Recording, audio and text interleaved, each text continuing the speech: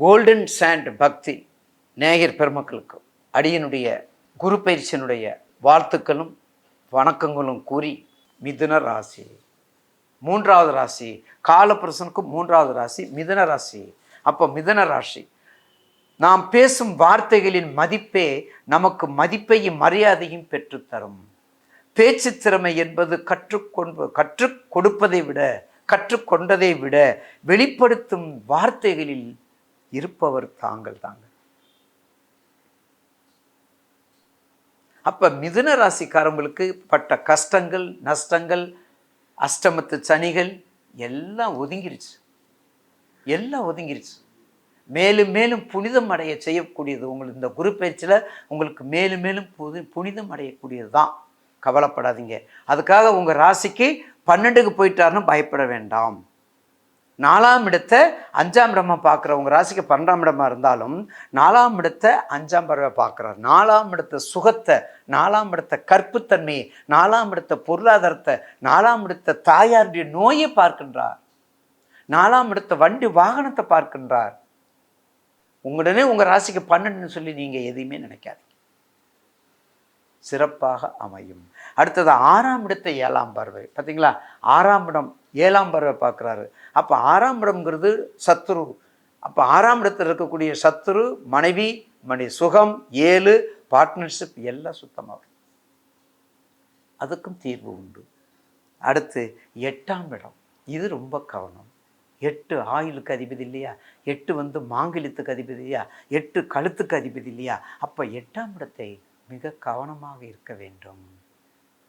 இருந்தாலும் மிதுன ராசிக்கு 8ஆம் இடம் மகர ராசி. ஒன்றை விட்டு விலகாதவர்கள், ஒன்றை விட்டு பிரியாதவர்கள், சனியும் புதனும் தன்னை விட்டு நீங்காது என்ற நட்பு பெற்ற கிரகங்களாக இருப்பதால் மிதுன ராசி நேயர்களுக்கு அதுவும் பாதிப்பு அல்ல. இந்த குரு பயிற்சியில் 12ல் போயிட்டாலும் சொல்லி நீங்கள் பயப்பட வேண்டாம். அதற்கு பேரே மோகஸ்தானம். அயன சயன போக உறவு, அப்புறம் தான் துறவு, கடைசியில் தான் ஞானத்தை கொடுக்கக்கூடியவன். அதுக்காகத்தான் இதெல்லாம் மாற்றி கீர்த்தி எல்லா ப்ரிடிஷனை விட இல்லறமே நல்லறம் அப்படின்னு சொல்லியிருக்காங்க. வெறும் முழுக்க துறவரம் அல்ல. அந்த 12ஆம் பாவகம் தான் இல்லறமே நல்லறம்னு நமக்கு இண்டிகேட் பண்ணக்கூடியது. அப்போ மிதுன ராசி நேயர்களுக்கு 1/5/2024 சற்று கூடுதலான நல்ல பலன் 12ல் இருப்பதனால தயவு செய்து பயப்படாதீங்க. அஷ்டமத்து சனி இப்போ தானே முடிஞ்சிருக்குது. என்ன கஷ்டப்பட்டீங்க, என்ன வேதனைப்பட்டீங்க. வெளிநாடுக்கு 10 தடவை படையெடுத்திருக்கிறீங்க. இப்போ நீங்கள் போகக்கூடிய 90% நீங்கள் போகலாம். உபயராசி, காற்று ராசி, 12ல் இருக்கிற ராசிநாதன், 12ல் குரு இருக்கிறாரு, உங்கள் ராசிநாதன் இருக்காரு, ராசிநாதன் வேற உங்களுக்கு 10ல் இருக்காரு. அப்படிலாம் இருக்கும்போது வெளியே போகிறதுக்கான வாய்ப்புகள் நிறைய உண்டு. பொதுவாக பாருங்கள், காற்று ராசி எல்லாமே வெளியே போகிறதுக்கு நிறைய வாய்ப்பு இருக்கும். காலபுருஷன் தத்துவப்படியும் வெளியே போகிறதுக்கான வாய்ப்புகள் உண்டு. அப்போ மிதுனராசி நேயர்களுக்கு எல்லா வகையிலும் இந்த குரு பயிற்சி ஒரு நல்ல பலனை கொடுக்குங்கிறதுல எந்த மாற்று கருத்தும் அல்ல. உங்கள் ராசிக்கு கண்டிப்பாக 5ஆம் பார்வை, 7ஆம் பார்வை, 9ஆம் பார்வை நல்ல சுப பலனை கொடுக்கும். 8ன்னு பயப்பட வேண்டாம். அதுக்காக என்ன ராசி நீச்சமாயிட்டாரு அப்படின்னு நினைக்க, நீசமாகனாலும் அங்கே ராகு இருக்கார், புதனோட ராகு இருக்கார், 10ல் தொழிலில் இருக்கார். தொழிலில் இருக்கும்போது கண்டிப்பாக பின்தங்கிய தொழிலெல்லாம் முன்னேறக்கூடிய நேரம் தான் இப்போ உங்களுக்கு. பின்தங்கிய தொழிலெல்லாம் முன்னேறக்கூடிய நேரம். அதே மாதிரி வக்கர காலம் 15/10/2024 உங்களுக்கு 10/2/2025 வரையும் வக்கர காலம்தான், பொதுவான வக்கர காலம்தான். ஆனால் மிதுனராசி நேயர்களுக்கு மற்ற ராசிகளை விட இந்த குருப்பெயர்ச்சியில் ஒரு அபிரிதமான லாபம் உண்டு. மேசத்தை விட, ரிஷபத்தை விட மிதுனத்துக்காரவங்களுக்கு அதிகப்படியான ஒரு 5% அதிகமான நற்பலனை கொடுக்கக்கூடியது வக்கர காலத்தில். ஏன் தெரியுங்களா? அவன் உங்களுடைய ராசிநாதன் புத்திசாலி. உங்களுடைய ராசிநாதன் புத்திசாலி. அங்கே பவனி வரக்கூடிய குருவோ பலசாலி. அப்போ புத்திசாலியும் பலசாலியும் 2 கத்தியும் ஒரு உரையில் வைக்கக்கூடாது. எனவே கண்டிப்பாக இந்த வக்கரத்தன்மை உங்களுக்கு பாசிட்டிவாக மாறி நற்பலன்களை கொடுக்கும். அப்போ 1/5 யோக பலன், சுப செலவுகள் ஆக்கிக்கொள்வது சுபம், நல்லது. ராசிநாதன் பாதகாதிபதி 11ஆம் இருப்பதால் சில முயற்சிகள் செய்து வைத்துக் கொள்ளுங்கள். தங்கள் ராசிநாதன் ஆட்சிக்கு தாங்கள் வீட்டில் இருப்பது அதாவது தங்கள் வீட்டுக்கு வரும்போது ஜூலை மாதத்தில் கிட்டத்தட்ட நல்ல எண்ணங்கள், நல்ல பொறுமை, நல்ல அறிவு, நல்ல ஞானத்தை கொடுக்கக்கூடிய எல்லா நன்மையும், குழந்தைகளுக்கு படிப்பு, நகைகள், வெளிநாடு, தூரம் தொலைவு, வீடு மாற்றம், உத்தியோக மாற்றம் எல்லாமே சிறப்பாக அமையும். ஆகஸ்ட் ஆடிப்பட்டம் தேடி விதை. பார்த்தீங்களா? ஆடிப்பட்டம் தேடி விதை. ஆடி செவ்வாய் தேடி குழி. ஆடி செவ்வாய் தேடி குழி. அரைச்ச மஞ்சளை தேய்த்து குழி. எல்லாம் உங்களுக்கு தான். அடுத்து வருது உங்களுக்கு August. August, July, August, September நல்ல எந்த வேணாலும் நீங்கள் செஞ்சுக்கலாம். நல்ல வைபவங்களை செஞ்சுக்கலாம். ஆனி மாதத்தில் வழிபாடு, ஆடி மாதத்தில் அம்மன் வழிபாடு, ஆவணி மாதத்தில் சிவபெருமான் வழிபாடு, புரட்டாசி மாதம் பெருமாள் வழிபாடு, எப்படி போயிட்டு இருக்கு பாருங்க. அப்போ மிதுனராசி நேயர்களுக்கு கண்டிப்பாக ஆடிப்பட்டத்தில் ஆகஸ்ட் மாதம் 1/8 இன்னும் சிறப்பாகத்தான் அமையும். செப்டம்பர் சனி பார்வை ராசிநாதனுக்கு மிக சிறப்பாக 3இல் இருப்பதால், ராசிநாதனுக்கு யார்? புதன். உங்கள் ராசிநாதன் புதனை பார்ப்பதால் இன்னும் சிறப்பான நல்ல பலனை கொடுப்பார். அதில் மாற்று கருத்து அல்ல. அதை விட 10×12 இருப்பது நண்பர்கள் மூலம் வருமானம், தொழில். 10×12 இருப்பது நண்பர்கள் மூலம் வருமானம் கண்டிப்பாக உண்டு. அதுக்கடுத்து 1/10/2024 4/5 அதாவது 1/10 15/10 வக்ரமாகிற வக்ரம் கொஞ்சம் கொஞ்சம், அதாவது குரு பேச்சினுடைய ஸ்டார்டிங்கில் உங்களுக்கு எவ்வளவுக்கு கெடுதல் பலன் இருந்துச்சோ இந்த வக்ரத்தில் அது கொஞ்சம் ப்ளஸ்ஸாக மாறும். ஏன்னா மிதுன ராசிக்கு வக்ரத்தன்மை பாசிட்டிவ் தன்மையாக தான் வருமே ஒழிய நெகட்டிவ் தன்மை வராது. ஏற்கனவே உங்களுக்கு சொல்லியிருக்கிறேன். பயணங்களில் கவனமாக இருந்துக்கங்க. இரவு பயணத்தை தவிர்த்துருங்க. கூட்டத்தோடு போகிறத தவிர்த்துருங்க. நண்பர்கள்ட்ட கொஞ்சம் அறவே தவிர்த்துக்கங்க. கொஞ்சம் விரைய செலவில் எப்படி நம்ம எவ்வளோ இதுவரையும் எப்படி செலவழிச்சிருக்கிறோம். 2023 எப்படி இருந்தோம், 2019 எப்படி இருந்தோம், 20 எப்படி இருந்தோம், 21 எப்படி இருந்தோம், 22 எப்படி இருந்தோம். அஷ்டம சனியில் 19ஓட கொரோனாவோட இன்னும் கஷ்டப்பட்டிருப்பீங்க, ரத்த கண்ணீர் விட்டுருப்பீங்க. ஆனால் இப்போ உங்களுக்கு எல்லாம் மாறி வந்துருச்சு பார்த்தீங்களா. எல்லாத்தையும் திங்க் பண்ணிட்டு அப்படி கொஞ்சம் மதியை யூஸ் பண்ணுவோம். நம்ம மதியை யூஸ் பண்ணும் பொழுது நிச்சயமாக நல்ல பலனை உங்களுக்கு கொடுக்கும் இந்த நவம்பர் மாதம். அடுத்தது டிசம்பர் மாதம் தனுர் மாத பூஜைகள், பாவை நோன்பு, திருப்பாவை, திருவம்பாவை எல்லாம் பாடுங்க. இயற்கை சீற்றங்கள் எல்லாமே வரும். இதெல்லாம் கவனமாக பார்த்துக்கொள்ளுங்க. ஆங்கில ஜனவரி, அடுத்தது 2025 ஜனவரி ஆங்கில புத்தாண்டு. கண்டிப்பாக 2024 25 ஆண்டு உங்களுக்கு சிறப்பாக அமையும். கண்டிப்பாக உண்டு. ஏன்னா குரு வக்ர நிலையில் இருந்து அவர் என்ன பண்ணுறாரு, பிப்ரவரியில் மாறுறாரு. இன்னும் சிறப்பான எல்லா சலுகையையும் எல்லா செல்வங்களையும் தேக்கி கிடந்ததை தடையாக இருந்ததுக்கெல்லாம் தகர்த்து எறிஞ்சு உங்களுக்கு நற்பலனை கொடுப்பார். அடுத்து பிப்ரவரி வக்ரம் முடியுது, தை பிறந்தால் வழி பிறக்குது. எல்லா நிலைவும் உங்களுக்கு சந்தோஷத்தை கொடுக்கும், எல்லா வாழ்க்கையிலும் சுப பலனை கொடுக்கும். மார்ச் கொஞ்சம் கவனமாக இருக்கணும். ஏன்னா இந்த மாத பலனில் வரக்கூடிய மாத கோள்கள் வரும்பொழுது நேயர் பெருமக்கள் கொஞ்சம் கவனமாக இருந்துக்கோங்க.